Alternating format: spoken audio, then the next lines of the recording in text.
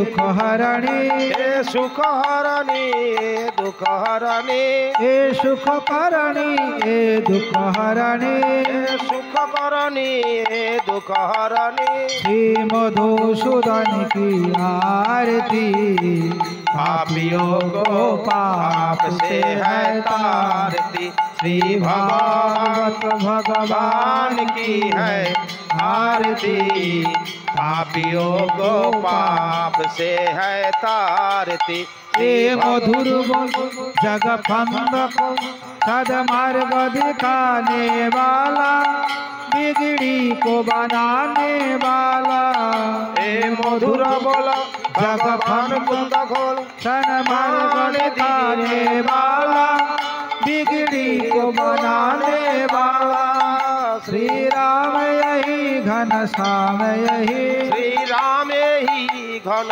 श्याम यही श्री राम यही घन श्याम यही हे राम यही श्री घन श्याम यही प्रभु की महिमा की आरती पापियों को पाप से है तारती भागवत भगवान की है आरती पापियों को पाप से है तारती श्री भागवत भगवान की है आरती पापियों को पाप से है तारती पापियों को पाप से है तारती पापियों को पाप से है तारती भज श्री कृष्ण चैतन्य प्रभु नित्यानंद श्री अद्वैत गदाधर शिवासादि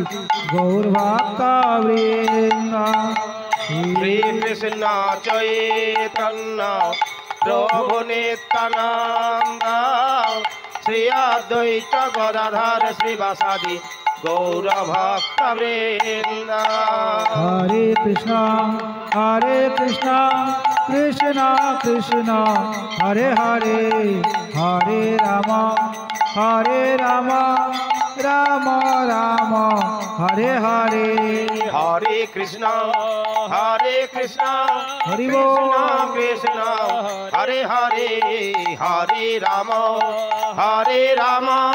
राम राम हरे हरे हरे कृष्ण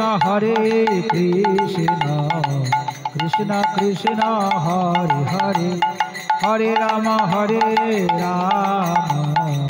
राम राम हरे हरे ओ हरे कृष्ण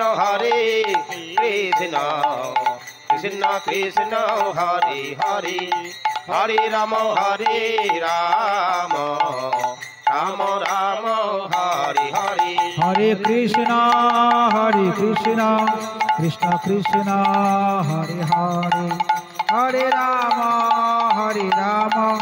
राम राम हरे हरे हरे कृष्ण कृष्ण कृष्ण हरे हरे हरे राम राम राम हरे हरे निताई गौर हरि बोल हरि बोल हरि बोल हरि बोल निताई गौर हरि बोल हरि बोल हरि बोल हरि बोल हरि बोल हरि बोल हरि बोल हरि हरि प्रेम से कहो श्री राधे कृष्ण बोले प्रदाय चैतन्य अद्वैत श्री राधारणी की जय राधा श्री गोविंद की जय। नवदेव धाम की जय जय श्री कृष्ण चैतन्य महाप्रभु की जय नित्यानंद प्रभु की जय अद्वैत प्रभु की जय गदाधर पंडित की जय शिवास ठाकुर की जय नामाचार्य हरिदास ठाकुर की जय षोडशोत्तरवाद की जय अष्ट कविराज की जय द्वादश गोपाल की जय 64 महंत की जय नीलाचलपुरी धाम की जय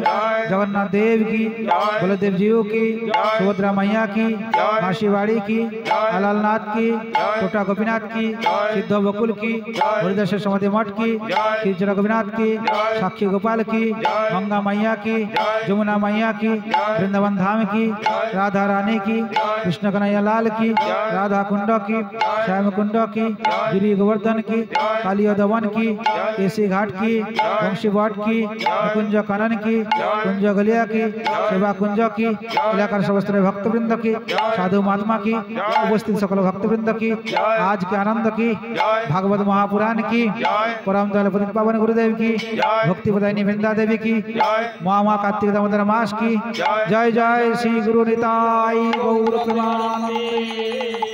हरि बोल हरि बोल हरि हरि